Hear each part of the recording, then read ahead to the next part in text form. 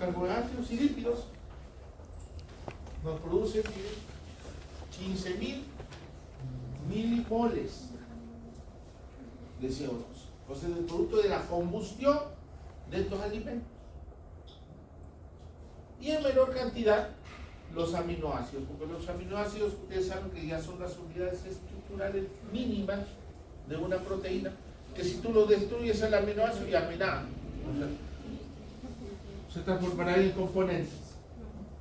Entonces, de acá se origina. Entonces, cuanto más consumamos alimentos, mayor cantidad de acidez vamos a tener. Y si nuestros alimentos son a predominio de carbohidratos, mayor acidez vamos a tener. Por eso que debemos tener una dieta balanceada para no tener este desequilibrio. Doctor, y finalmente, así, para tenerlo claro, ¿y por qué nuestro organismo se preocupa tanto en mantener un equilibrio ácido-básico? Porque si no, déjalo que tenga su acidez, que se ha comido su bizcocho, ¿no? ¿Por qué el organismo ha generado una serie de neutralizadores del estado de acidez, que vienen a ser, en primer lugar, los amortiguadores o sistema tampón que le llamamos? Si eso no es suficiente, ¿a quién lo llaman? Al pulmón. Y si este no es suficiente, el riñón. ¿Por qué nuestro organismo se ha entrenado mucho en mantener un nivel óptimo de pH? ¿Qué es? ¿Cuál es el nivel óptimo del pH? 7 puntos a 7.45. Ese es el rango que no debe de desplazarse de acá. Porque ¿cuál es el riesgo? Dicho sea de paso, si baja menos de 6.8 o pasa de 7.8, pues se muere. ¿Por qué? Para mantener la estabilidad enzimática, ¿puede ser? Porque nos genera es un catalizador al final de las reacciones enzimáticas. Entonces, por eso que el organismo ha generado una serie de mecanismos tratando de mantener en ese nivel al pH, porque te activa todas las reacciones enzimáticas, te desnaturalizan proteínas, etcétera, etcétera. Entonces, hay una necesidad de mantener en un rango de normalidad este grado de acidez.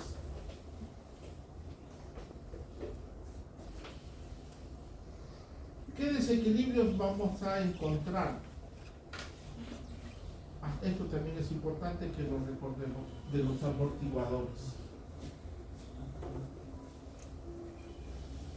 La acidez puede darse tanto fuera de la célula como dentro de la célula. Entonces, a nivel extracelular, vamos a tener a dos elementos, al bicarbonato y a la hemoglobina.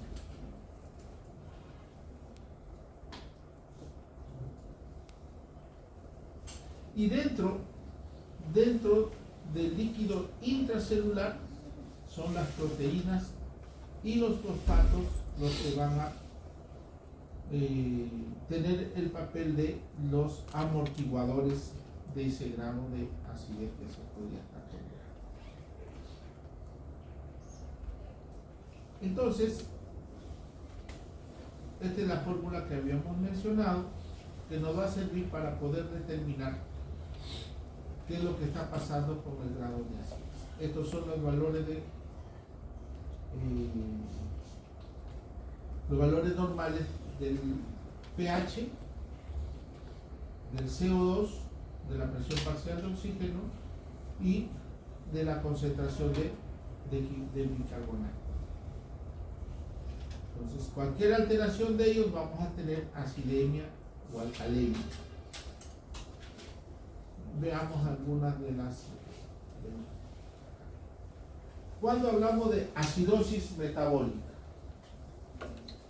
y tenemos acá la concentración y acá tenemos la presión parcial de oxígeno. Cuando hablamos de una acidosis metabólica, ¿cómo estaría el bicarbonato? ¿Aumentado o disminuido? Habría una disminución, la disminución del bicarbonato, ¿verdad? Entonces, la acidosis metabólica se caracteriza por un aumento en la concentración plasmática de hidrogeniones, es decir, una acidemia que determina una disminución primaria de la concentración de bicarbonato. Entonces el bicarbonato va a estar disminuido. ¿En qué condiciones puede darse esta situación? Cuando hay un aumento en la producción de un ácido que hace pues que el bicarbonato se consuma, ¿verdad? Una disminución en la excreción del ácido por el riñón. El riñón, por ejemplo, a nivel del túbulo contorneado proximal, la aldosterona, ¿qué hace? Se reabsorbe sodio con agua y me libera potasio. Y si no elimina potasio, ¿qué no se elimina? Hidrogeniones. Entonces, ahí te está botando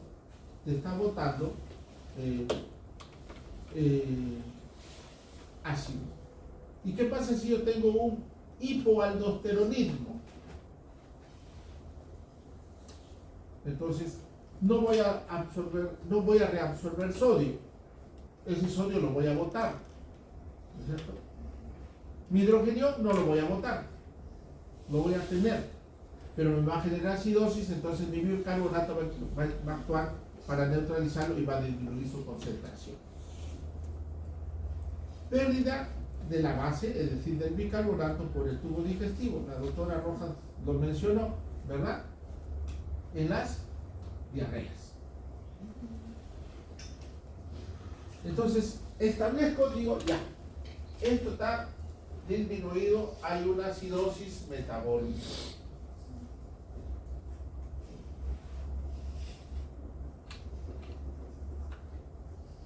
Hay una acidosis metabólica. Entonces, ¿qué es lo que necesito cuando tengo un paciente que tiene una acidosis metabólica? Necesito hacer el cálculo de lo que se conoce como el anión GAP, la ventana aniónica. ¿Cuál es la fórmula del anión GAP?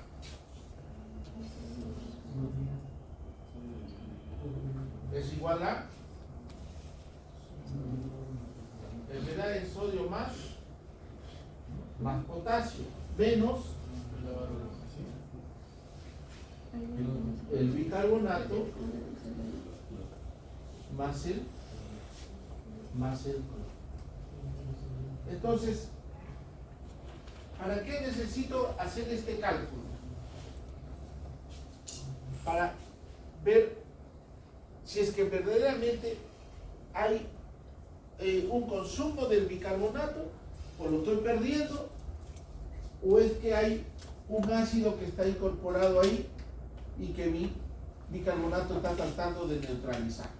Entonces, en las acidosis metabólicas debemos calcular el anión GAP para ver si es que hay presencia de un ácido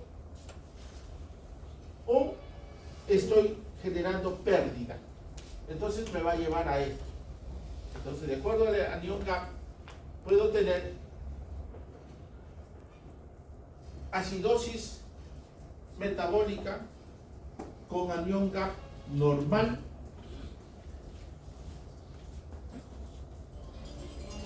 un anión GAP normal y que el cloro está tratando de neutralizar esa diferencia de cargas iónicas. Por eso que si tengo una acidosis metabólica con un anión GAP normal, va a ser el cloro el que va a estar incrementado. Por eso decimos que es una acidosis metabólica de tipo hiperclorémico. ¿Cuál es el valor normal del anión GAP? Sí, de 10 a 12, no debe pasar más de eso. Algunos libros llegan hasta 14, pero el promedio, digamos que ese es el valor normal. Entonces podría yo tener calculado el anión GAP, que puede tener una acidosis metabólica con anión GAP normal en estado hiperclorémico, o podría tener una acidosis metabólica con anión GAP alto. ¿Por qué es importante hacer esa clasificación? Porque miren, si el paciente tiene un anión GAP normal, hiperclorémico, puede ser porque lo estoy perdiendo el bicarbonato en las diarreas, por fístulas pancreáticas o derrames biliares, por ahí estoy perdiendo el bicarbonato. O a nivel del riñón, no estoy teniendo una buena excreción de los hidrogeniones. Entonces el bicarbonato que debería estar produciéndose va a estar consumiéndose en neutralizar esa disminución de la eliminación. Entonces esos dos casos me generan una acidosis metabólica con anión GAP de tipo normal. Pero si es que yo encuentro una acidosis metabólica con un anión GAP alto, entonces quiere decir de que hay algunas cargas negativas, es decir, hay algunos ácidos que están ahí involucrados y que me están haciendo una disminución en esa brecha. Entonces puede ser generado por una acidosis láctica, una acidosis diabética, consumo de algunos ácidos externos, que habíamos mencionado, por ejemplo, la aspirina, el alcohol y algunos otros antiinflamatorios no esteroideos que son derivados de algunos ácidos, me van a llevar a esa condición. Clínicamente, ¿qué es lo que va a expresar el paciente? Como un mecanismo de compensación, entonces, si es que mi bicarbonato está disminuido y para mantener la ecuación, ¿qué necesito? Que mi CO2 esté también bajo, para que se mantenga la ecuación. Entonces, ¿cómo disminuyo mi CO2? Hiperventilando. Entonces vamos a tener un paciente que va a estar con un incremento en la función ventilatoria. Va a estar hipernéico, bien por taquipnia, o más frecuentemente por batipnia o su combinación. Es decir, va a haber respiraciones muy rápidas y bastante profundas. El estado acidótico, ¿qué me va a llevar? A una menor contractibilidad cardíaca. Es decir, como va a haber un estado acidótico, ácido láctico, entonces el músculo se va a cansar rápido.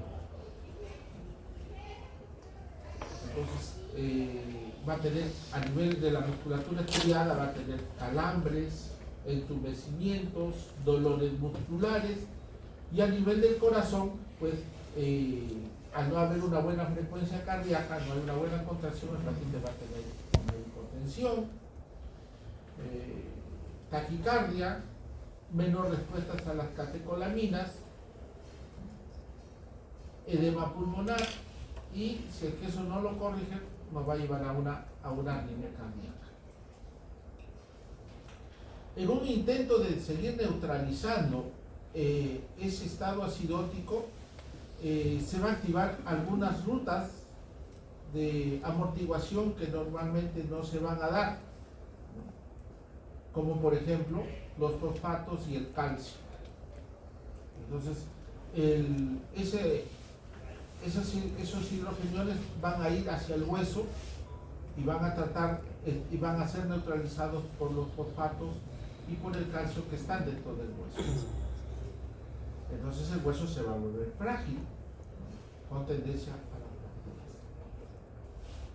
Entonces esa es la expresión semiológica que nosotros vamos a encontrar, y en este cuadro lo vemos, ¿no? Si el paciente tiene un anion gap con una brecha normal, en un estado hiperclorémico, puede ser por pérdida, como las diarreas, o el que el riñón no me está botando los ácidos que debería haber eliminado. Entonces, a eso le llamamos la acidosis tubular renal. Entonces, para neutralizar estos hidrogeniones que el riñón no lo está eliminando, mi bicarbonato tiene que neutralizarlo y ahí se va a estar consumiendo. Entonces, es como una pérdida. Y si la acidosis metabólica tiene un anion gap alto, quiere decir que hay otros ácidos que están siendo involucrados en ese estado acidótico y que están haciendo que se consuma también el bicarbonato. Entonces puede ser la presencia del ácido láctico, por ejemplo, o porque yo estoy consumiendo alguna sustancia ácida que necesita del bicarbonato. Entonces, es importante en la acidosis metabólica calcular el anion gap.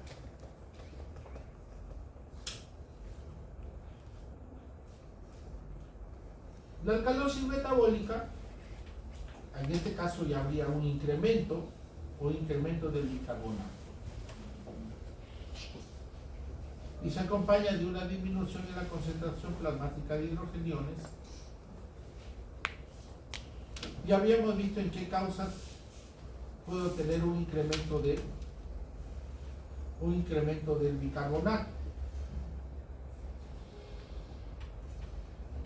Y semiológicamente, ¿cómo se va a expresar una alcalosis metabólica?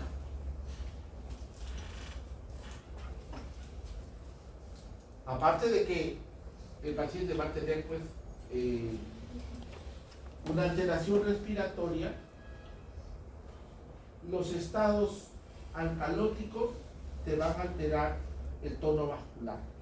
Entonces el paciente va a tener una vasoconstricción sistémica. Va a haber una mala perfusión tisular a todo nivel.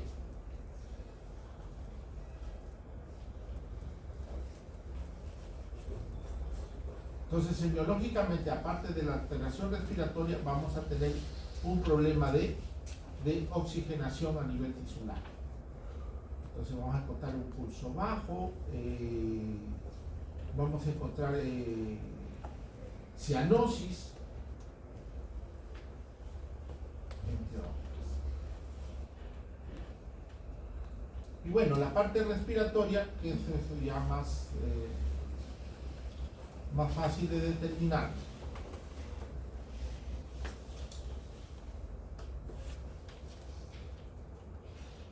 Cualquiera sea la alteración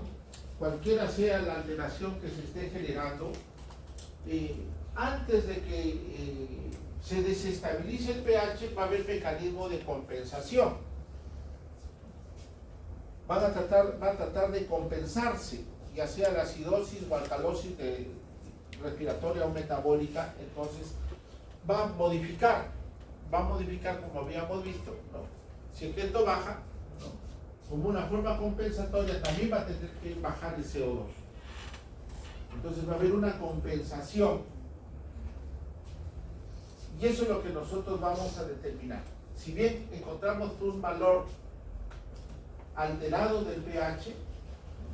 Entonces, vamos a ver quién lo está originando y si eso se está generando una compensación o no. Entonces aplicamos fórmulas. Si nosotros tenemos una acidosis metabólica, donde sabemos que va a estar disminuido el bicarbonato, tenemos que ver si es que esa acidosis metabólica está siendo compensada o no. Y para eso hacemos un cálculo de corrección. Entonces, el CO2 va a modificarse.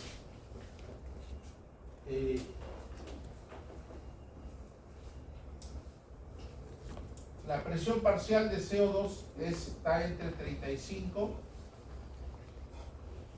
y 40 milímetros de mercurio. Esa es su presión parcial que tiene. Entonces, dependiendo del grado de disminución del CO2, yo puedo calcular si es que se está compensando o no. Entonces, voy a multiplicarlo ahí. La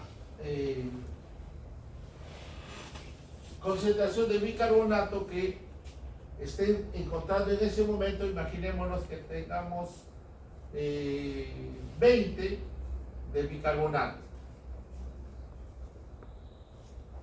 Lo voy a multiplicar por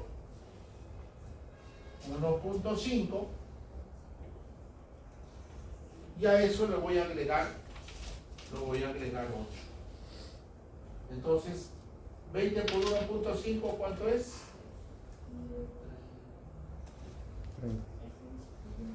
300 o 30. 30.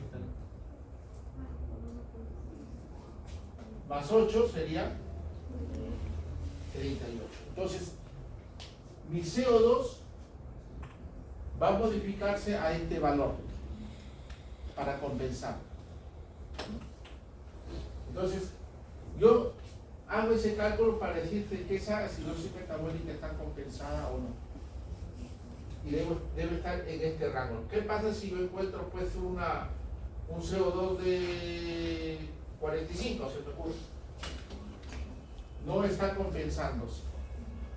Entonces, cualquiera sea el disturbio, vamos a primero ver si es que mi sistema de amortiguación está siendo compensada o no. Entonces, cuando yo hago el diagnóstico, diré, pues, esta es una alcalosis respiratoria compensada o descompensada o parcialmente compensada, dependiendo de lo que yo encuentre en esos valores. Hasta ahí nosotros llegamos con un diagnóstico.